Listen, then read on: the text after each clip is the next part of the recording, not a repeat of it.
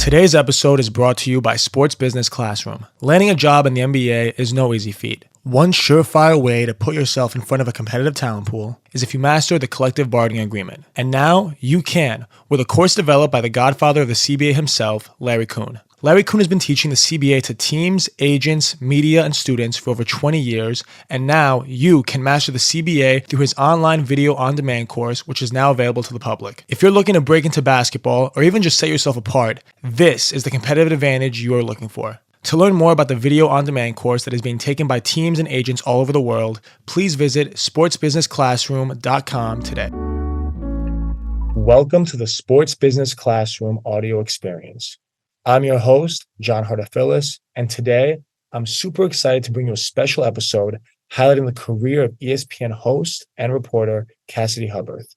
Cassidy joins me at the state-of-the-art SBC Studio in Las Vegas to share her insight on getting started early on in her sports broadcasting career, having great mentors that helped her along the way, and an awesome interview story with Gregg Popavich.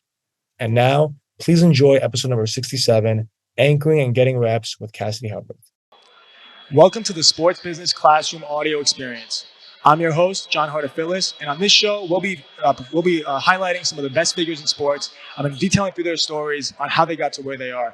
Today, I have the pleasure of being joined by Cassidy Hubbarth of ESPN. Cassidy, how are you doing today? I'm great. Thank you so much for having me. I love it here at Summer League. What a great backdrop we have for this. It's incredible. It's an awesome setup. SBC's done a great job putting this all together. Kind of the whole purpose of SBC, as we kind of discussed off air, is about helping young people get into sports.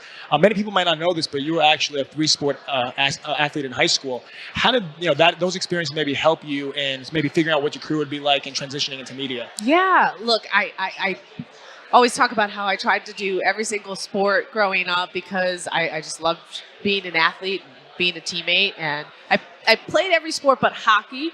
I never got into hockey. And it wasn't really a great skater. But I really prided myself on being a three-sport athlete in high school because when I was in high school, we were starting to see more AAU teams, more club teams, and kids starting to specialize in one sport. And I prided myself on having just the diversity in my experiences and different teammates, and I think it allowed me to be, develop better leadership skills and get to know different people. And maybe I could have gotten, further along in a specific sport if I focused just on that sport. But I really look back on my times of being in different sports helped me, to have a experience and understanding of different circumstances across sports. So, I appreciate you bringing that up. I'm very proud of that.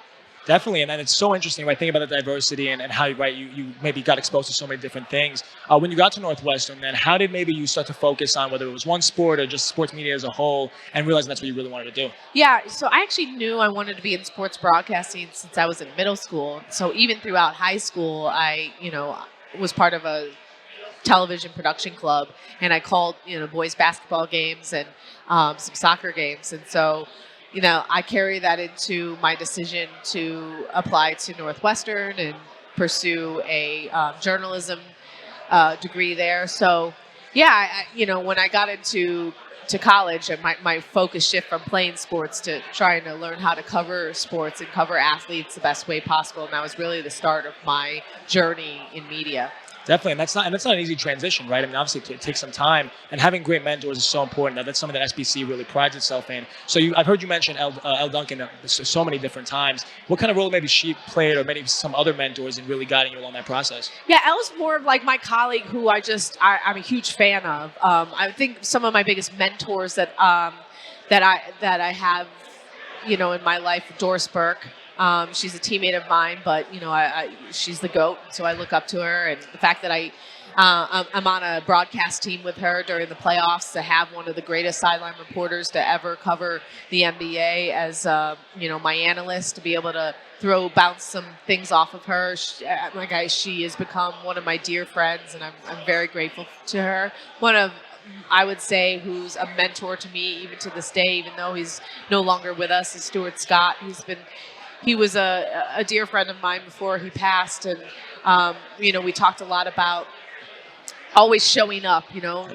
I always watched him his struggle and battle with cancer. And when that red light went on, he always put on the best show he could and put his best foot forward. And I think about that when, I may not be feeling my best, to just realize that this job is really an incredible opportunity. And I try not to, let that ever, out of my hands, because this job is something that I've dreamed about since I was a little girl, and especially covering the NBA and growing up in Chicago. And I try to always make sure that I keep that perspective. And so he was one of those people who helped me keep the proper perspective. Doris Burke, and you brought up Elle. I just watch her every single day, and she's such a star, and I love supporting her.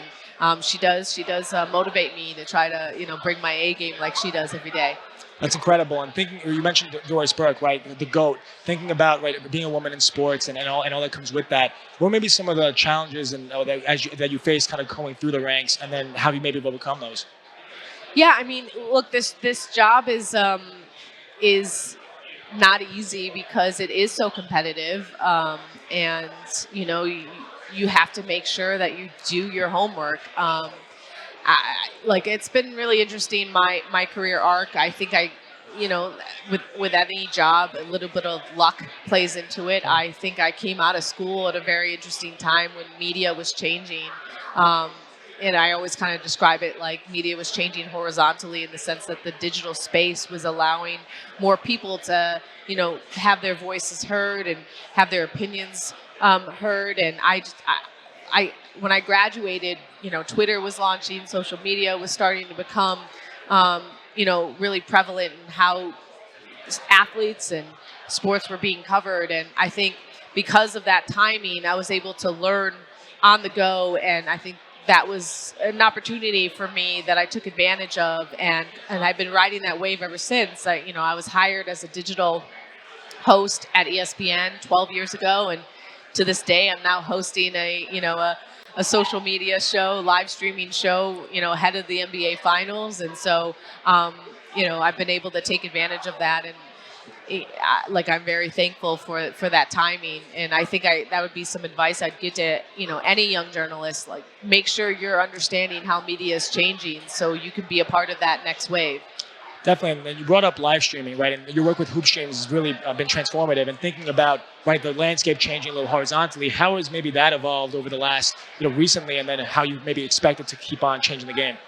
Yeah, it's been incredible, really. I mean, just look at where we're at in Summer League. I kind of compare it to just how it is exploded here at Summer League, and people are seeing just the access and of this place, and how you can be so close to these personalities. And I think that's what social media and digital media has done. Specifically, if we're going to talk about the NBA. The NBA is such an intimate sport. We always talk about there's no helmets in the NBA, so you get to know these personalities. The rosters are smaller, and I think that has helped. The NBA, digital media, social media has helped the NBA kind of grow their personalities, grow their stars, because we are getting to know these guys a lot more. And I think that having digital media, being part of that coverage with the NBA and that alignment, I think it's like a match made in heaven. And so being a part of that, and I think it only will continue to grow as the league gets more and more stars. Yes, we're maybe on the last few years of LeBron James, but I don't think we're short of young stars in this league, and so we're getting to know them more and more through their social media, and I think that's where we're going to continue to grow. The NBA has so many young stars, and obviously they're all here at Summer League, right, for all these fans to see. And it's great seeing everyone walk in the concourse, ready to see all these fresh young faces in the league. What's Summer League been like for you so far? Look, so I think this is my 7th Summer League. I love it. This is, I consider this like a baby to me. When I first started covering Summer League, I was kind of starting off as a sideline reporter, so I can consider it kind of like a boot camp, because we're doing 2 games a day, and we're it's a grind. You're learning these rosters as basically you're starting the game, and we're trying to fill a lot of time and getting a lot of interviews, and it's really fun to see guys like Kyrie Irving show up, or DeMar DeRozan, or Damian Lillard, and have those conversations with those guys in the summertime when they're feeling good. They're like there's like the pressure's off. We've talked about how this place is like the NBA convention of all conventions because unlike any other time I think in the NBA season, you have players and GMs and coaches all in one place. Like that doesn't even happen, during the NBA finals. Like the NFL gets that during the Super Bowl, but the NBA finals, it's usually just the two teams that are featured. So, I mean, this really is such a unique event and such an important event for the NBA because, not only are we getting to see all of the great rookies, but there's a lot happening in these hallways. There's a lot happening in those stands. There's a lot happening at the events, like on the strip. I mean, we know what's going on with KD right now. So I'm sure Sean Marks has had many, many conversations with a lot of different GMs in these stands. So it's a really, really cool showcase of, how the NBA has grown and how, many personalities there are here. There really is no place like NBA Summer League, and it's incredible, right, thinking about just everything that's going on here and all this cool stuff that's happening. Really kind of bring it all maybe full circle. What's something you were thinking about SBC and the spirit of it all? Yeah. What's some advice you'd give to a younger version of yourself that's getting into it, doesn't really know what to expect, but it's a fast-changing industry, and it's coming in. It's coming hot. Yeah, I mean, it's patience. I think because of how competitive this business is and it's easy to kind of get green eyes or, want to feel like you should be doing something. But reps, I think I just remember when I was younger and I was, even when I was started at ESPN and I was getting some run, on SportsCenter, I just kept hearing, you just need more reps. You just need more reps. And I used to take offense to that. Like, I'm ready now. Like, I want it now. And it's like I look back at that and I'm like, you're right. Like, I just needed more reps. Because there were so many times where I was in my own head and things were happening too fast. And you need more reps to go through those challenges, go through those certain situations so you can find your way out, and then you can think clearly. Because I think a lot about this business is how you manage chaos and how you handle yourself under pressure. And I think that's a huge lesson that I learned, not just early on in studio, but even over the last few years on Sidelines, because my first NBA sidelines or really reporting was the NBA, Christmas Day. My first interview, Gregg Popavich. So I was really thrown into the fire. So even after a few years of being at ESPN, working in studio and making that transition out to doing reporting, I had to tell myself, you just need reps. You just need reps. And, even here, learning different assistant coaches, different agents, developing those relationships. I needed those reps too to be able to be seen by those people in order to build those relationships, because that's also helping me in my reporting. And so as much as you may want everything now, you have to go through different experiences to grow. And I think even now, 12 years later at ESPN, I still feel like I have a long way to go to feel like I'm as established as I want to be. And I think for the first time, just recently, I understand the perspective of just needing more and more reps. Definitely. And getting reps are so important, but some reps are a little bit kind of crazier than others. And you mentioned the Gregg Popavich story. I mean, asking him a question kind of your first time out there. Yeah.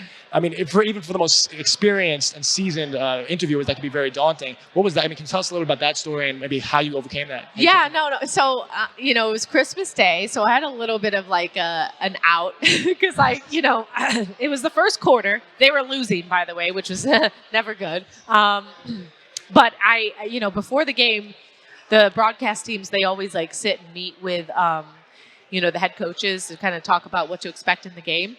And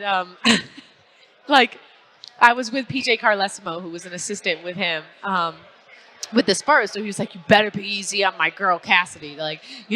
Don't give her a hard time. And he goes, look, I don't like these sideline interviews. And I'm like, Coach, you got to do it. This is just I get it. You don't like it, but it's part of the game. And he goes, well, there's only two questions that are worth being asked. What did you like about what happened, and what do you hope to improve on? I'm like, all right, well, I guess I'll write that down. And so, anyways, it was Christmas. So I also had like a plan in my head, and so I was like, okay.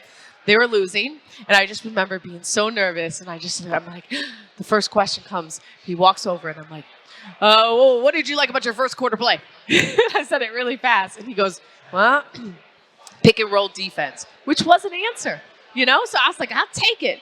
And then I was like, well, because it's Christmas, I'm going to give you a Christmas present, and I'm not going to ask you a second question. And I got him to smile, and he walked away. And so I thought it was a win. I was still nervous as all get out, but I will say I felt pretty good about that. I will say I have interviewed him a few other times after that, and I did get popped, as they say.